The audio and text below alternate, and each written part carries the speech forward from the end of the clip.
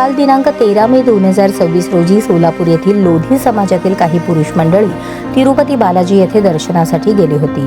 दर्शन करून ते सोलापूरच्या दिशेने परत येत असताना एक अत्यंत दुर्दैवी घटना घडली। प्रवासादरम्यान सोबत असलेल्या मंडळींपैकी सुनील छगनसिंग कजाकवाले हे थुंकण्यासाठी रेल्वेच्या दरवाजाकडे गेले, मात्र ते परत आलेच नाहीत। काही वेळ लोटल्यानंतर त्यांच्या मित्रांना शंका आली। त्यांनी संपूर्ण रेल्वेमध्ये शोध घेतला, चौकशी केली, पण कुठूनही माहिती मिळाली नाही। घाबरलेल्या मित्रांनी तात्काळ रेल्वेची साखळी ओढून रेल्वे थांबवली आणि ही घटना पोलिसांच्या निदर्शनास आणून दिली। पोलिसांनी शोध मोहीम सुरू केली असता अत्यंत वेदनादायक सत्य समोर आले। सुनील कजाकवाले थुंकत असताना अचानक तोल जाऊन चालत्या रेल्वेतून खाली पडले आणि त्यांना गंभीर दुखापत झाली होती। त्यानंतर त्यांना वैद्यकीय तपासणीसाठी नेण्यात आले, मात्र डॉक्टरांनी त्यांना मृत घोषित केले। ही बातमी नातेवाईकांना समजताच संपूर्ण लोधी समाजात शोककळा पसरली। सुनील कजाकवाले यांच्या पश्चात आई, भाऊ, वहिनी, पत्नी आणि 3 लहान मुले असा परिवार आहे।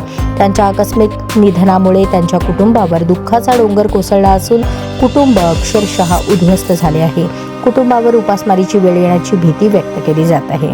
या अत्यंत दुःखद घटनेनंतर रेल्वे प्रशासनाकडून मयत सुनील कजाकवाले यांच्या कुटुंबाला आर्थिक मदत मिळणार का, याकडे संपूर्ण समाजाचे लक्ष लागले आहे।